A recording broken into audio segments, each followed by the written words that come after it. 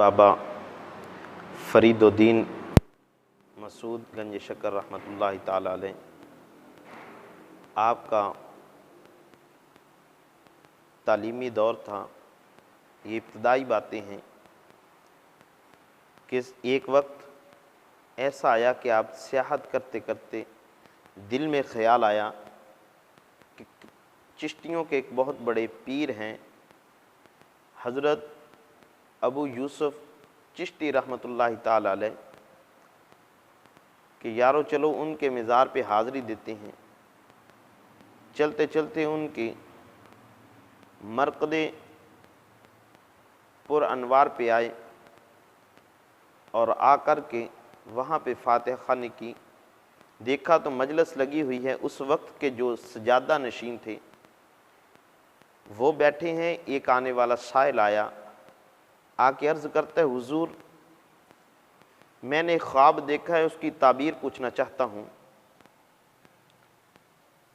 उस वक्त के जो सजादा नशीन थी उन्होंने फरमाया कि बता तेरा ख्वाब क्या है। कहने लगा मैंने आज ख्वाब देखा है कि मैं मर गया हूँ और लोग मेरी मैयत को उठा के ले जा रहे हैं।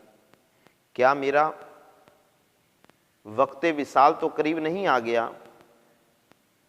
उन्होंने अपने इल्म के मुताबिक उस ख्वाब की ताबीर बताई। उस मजलिस में हज़रत बाबा फरीदुद्दीन आप भी बैठे हुए थे। कहने लगे हुजूर वाला अगर इजाज़त हो तो मैं भी इस ख्वाब की ताबीर बयान कर दूं। वो सजादा नशीं भी बड़े आला ज़रफ़ थे, हुस्न ज़न रखने वाले थे।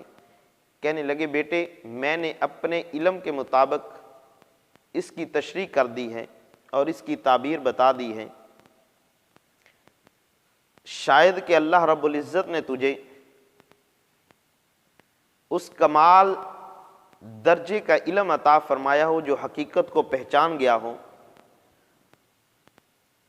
चल तू इसकी ताबीर बता दे कि अल्लाह रब्बुल इज़्ज़त ने शायद वो राज़ो नियाज तुम पे खोल दिए हों, यानी उस हकीकत तक तू पहुँच गया हो तो वो इसे बयान कर दे।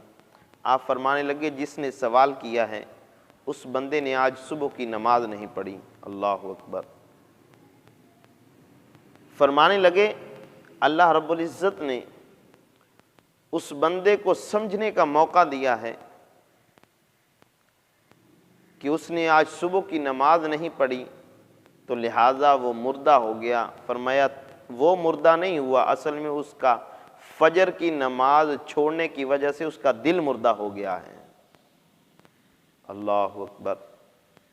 पता चला जो बंदा फजर की नमाज छोड़ दे उसका दिल मुर्दा हो जाता है, और जो खुशू व खुजू के साथ सुबह फजर की नमाज अदा करे रब उसके दिल को ज़िंदा कर देता है। उसका दिल यानी ज़िंदा हो जाता है। तो क्यों ना हो हम अपने दिल को भी ज़िंदा करें, हम 5 वक्ता नमाज अदा करें ताकि अल्लाह रब्बुल इज़्ज़त हमारे दिलों को ज़िंदा फरमा दें। हज़रत इमाम अहमद बिन हम्बल रहमतुल्लाहि ताला अलैह, आपके पड़ोस में एक लोहार रहता था। वो विसाल कर गया दुनिया से, उसका इंतकाल हो गया। आपके एक शागिर्द ने ख्वाब में देखा कि बाबा जी मिले हैं, तो उसने सोचा कि पूछ लूं कि अल्लाह रब्बुल इज़्ज़त ने तेरे साथ क्या मामला किया है।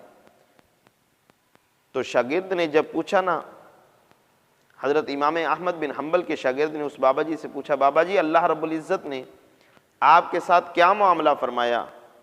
तो वो लोहार बुज़ुर्ग कहने लगे अल्लाह रब्बुल इज़्ज़त ने आपके उस्ताद इमाम अहमद बिन हम्बल के करीब करीब मुझे मकाम अता फरमा दिया है। वो कहने लगा बाबा जी मेरे उस्ताद हदीस पढ़ाने वाले, सौम सलात के पाबंद, वाज़ो नसीहत करने वाले, तहज्जुद गुज़ार हैं, और आपको रब ताला ने उनके करीब मकाम दिया, इसकी वजह क्या है? वो कहने लगे बेटे इसकी वजह यही है कि मैं एक लोहार था। मैं अगर अपने हाथ में ज़रब लगाने के लिए, लोहे को कूटने के लिए थोड़ा उठा लेता था और मस्जिद के मीनारों से सदाए दिल नवाज जब आती थी अल्लाहु अकबर की, तो मैं अपना थोड़ा वहीं पे रख देता था। मैं कहता था कि अब मालिकों का हुक्म आ गया है, चलो जाके उसकी नौकरी पेश कर देते हैं। तो मैंने अपनी ज़िंदगी में कभी ऐसा काम नहीं किया था, ऐसा वक्त नहीं आया था कि मेरे कानों में अज़ान की आवाज़ पड़ी हो और मैं रब के हुजूर न झुका हुआ हूँ। मैं जब भी अज़ान की आवाज़ सुनता था, अपना सब काम काज छोड़ के रब के हुजूर सजदे में हाज़िर हो जाया करता था।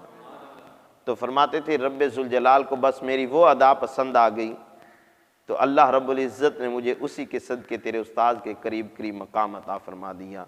पता चला कि जो बंदा रब के हुजूर झुक जाता है, रब ताला ये मकाम दे देता है, और जो सजदे में आता है रब ताला उसके दिल को भी ज़िंदा कर देता है।